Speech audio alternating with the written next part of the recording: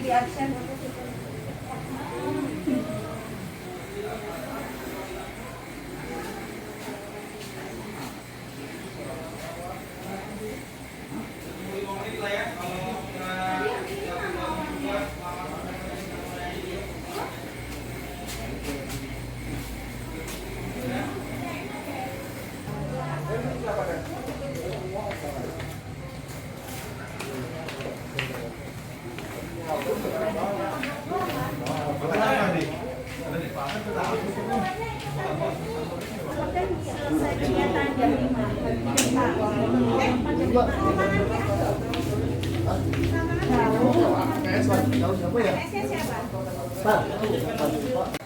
Yuk. Mas Sofyan, Ya. dirimu mau sekarang apa nanti? Kita pun nunggu mobilnya dulu. Nanti berarti.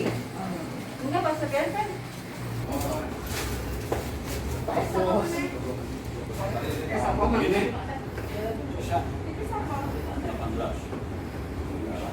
Yang pesawat apa tuh? Ridwan Bu, sama Pak Sofian. Ridwannya apa sama Bang siapa? Indi.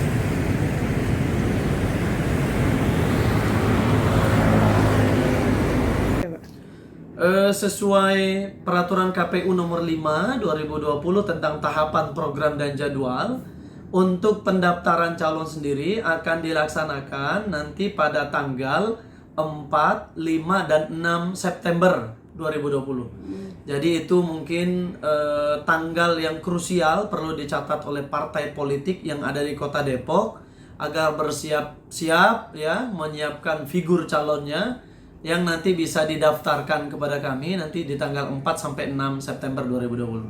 Setelah itu ada tahapan selanjutnya, Pak? Nah, setelahnya itu kita akan menetapkan pasangan calon itu di tanggal 23 September 2020. Kita baru bisa memastikan berapa pasang calon, kemudian diusung oleh partai apa saja, itu di tanggal 23. 3 hari setelahnya masa kampanye mulai.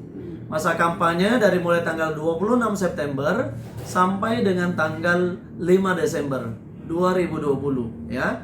Ini menjadi masa 71 hari di mana pasangan calon dapat memaparkan program, visi, misi sehingga pemilih akan tertarik menggunakan hak pilihnya untuk memilih mereka.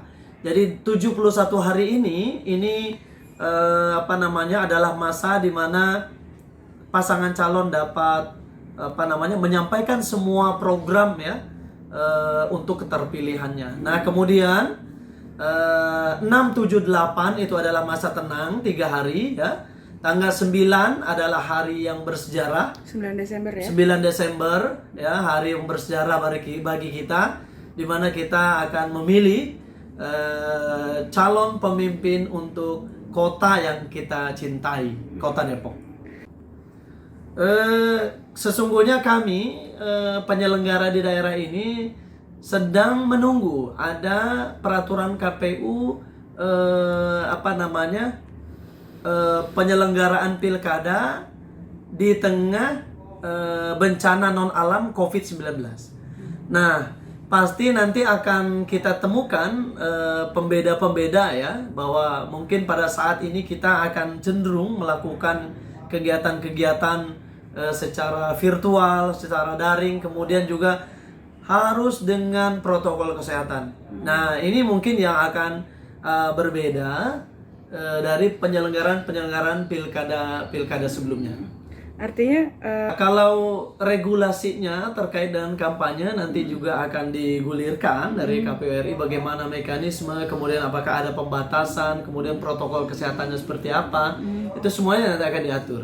Cuma memang regulasi itu kita masih menunggu karena dalam proses pembahasan di pusat. Pak, kalau misalkan tahapan-tahapan yang dilakukan sama mereka ini Oleh sudah mulai? mereka, PPK, kemudian PPS, dalam waktu dekat ada tahapan yaitu pemutahiran data pemilih, di mana kita akan memulai untuk melaksanakan pemutahiran data pemilih. Nanti ada kegiatan coklit ya.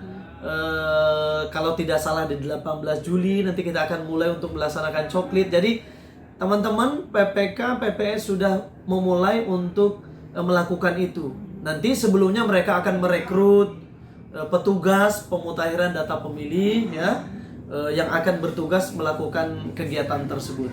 Kalau untuk sosialisasi ke masyarakat sendiri seperti apa, Pak? Sosialisasi kita terus gulirkan.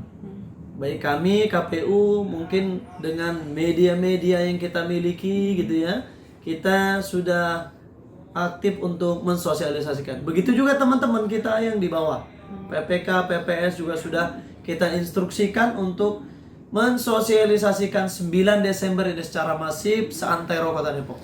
Ada cara yang berbeda nggak dengan di tengah pandemi ini? Nah, paling caranya yang agak berbeda mungkin kita cenderung ya melakukan sosialisasi lewat udara ya, lewat serangan udara. Jadi kita lebih cenderung dengan media sosial, kemudian dengan teman-teman PPK PPS juga dengan media sosial. Jadi itu mungkin upaya-upaya yang kita lakukan.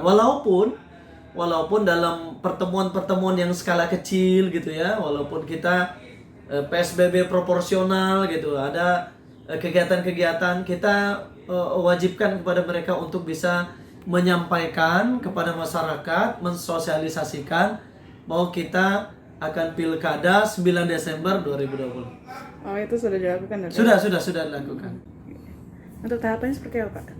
Baik, perlu saya jelaskan bahwa KPU Kota Depok sejak 15 Juni 2020 beberapa hari yang lalu telah melaksanakan kembali tahapan pilkada lanjutan untuk memilih wali kota dan wakil wali kota Depok tahun 2020. Sebagaimana kita tahu bahwa ini adalah keputusan politik yang telah diambil oleh para pemangku kepentingan kita di tingkatan pusat ya.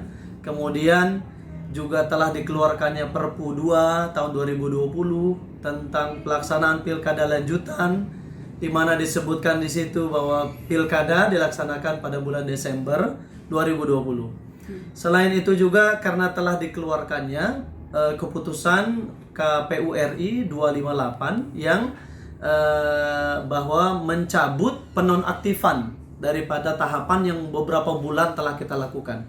Jadi kita sudah memulai kembali untuk melanjutkan tahapan Pilkada Depok 2020. Nah, dua kegiatan yang kemarin pada 15 Juni kita sudah laksanakan. Yang pertama adalah kita mengaktifkan kembali PPK yang memang beberapa bulan kita nonaktifkan. Kemudian kita juga melakukan pelantikan PPS. Jadi pada sekarang ini kondisinya kita sudah memiliki PPK dan sudah memiliki PPS yang siap untuk melaksanakan tahapan Pilkada Depok 2020. Kalau untuk tidak digital seperti apa, Pak? Ya, tentu ada upaya-upaya ikhtiar kita yang lain. Kita juga tidak kemudian sangat mengandalkan itu gitu ya. Tetapi itu yang menjadi kegiatan utama yang kita lakukan.